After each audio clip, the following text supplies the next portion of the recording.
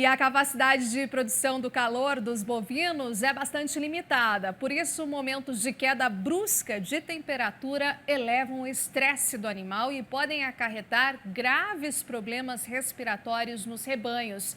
Nesse momento, o produtor precisa estar atento aos mínimos sinais do surgimento desses quadros.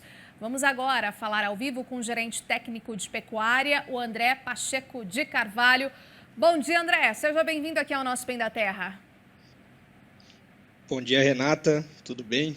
Tudo jóia. André, muito importante essa questão de queda brusca, né, de temperatura e como que os bovinos fazem aí para ter essa recuperação, recomposição de energia para realmente continuar com a sua eficiência produtiva mais adequada. O que é importante o pecuarista ficar atento?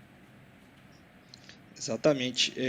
A gente tem que tomar um cuidado muito grande nessas quedas bruscas de temperatura, alterações muito bruscas no clima, né?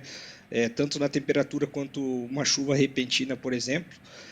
Cuidar muito com os animais que eles têm uma produção de calor muito limitada, como tu mencionaste.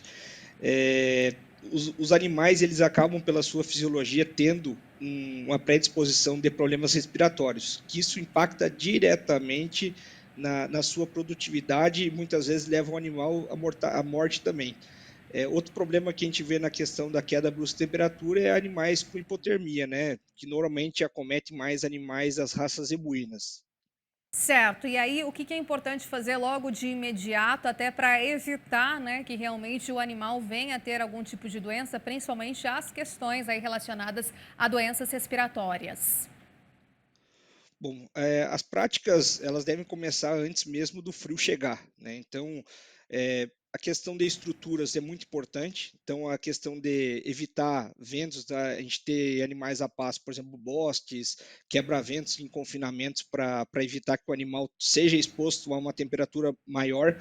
A suplementação de animais a pasto, né, principalmente animais mais magros, animais mais velhos e bezerros é muito importante.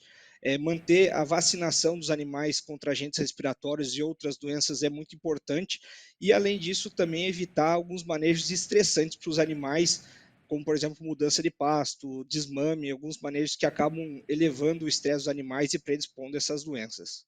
Hoje, qual que é a avaliação que você faz, né, a nível do pecuarista dessa troca? Essas informações, eles têm aplicado de maneira mais assertiva, né, dado que a gente hoje tem muito mais coerência, dados e pesquisas, né, e resultados também frente à questão da prevenção, questão da saúde, né? A gente acabou aí de ver e de relatar e repercutir no mercado as questões relacionadas aos casos atípicos, né, de vaca louca em 2 estados do país. Ou seja, a gente tem as questões sanitárias bastante importantes para realmente dar essa garantia a nível nacional e internacional também ao mercado de proteína animal. Por isso, a questão do pecuarista ficar assim muito atento a todas essas atividades, né? Passando aí por todas essas fases que a gente tem ao longo do ano. Hoje você considera o pecuarista muito mais assertivo e atento a essas questões? Com certeza, o pecuarista hoje ele está muito mais bem informado. As questões de monitoramento, por exemplo, de variações de temperatura, a gente consegue ter uma previsão muito antecipada do que antigamente. E a gente vê também as questões de custo, né? O custo de produção hoje ele está muito elevado. O custo, por exemplo, do animal confinado, né? Ele está bem alto. A reposição tá muito cara.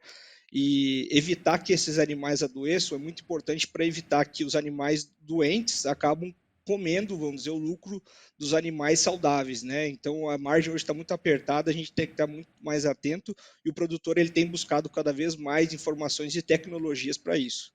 Perfeito, então, muito obrigada por sua entrevista aqui no nosso programa. A gente volta a se falar em outras oportunidades. Um excelente dia aí para todos vocês. Eu te agradeço, muito obrigado a todos, até mais. Até mais.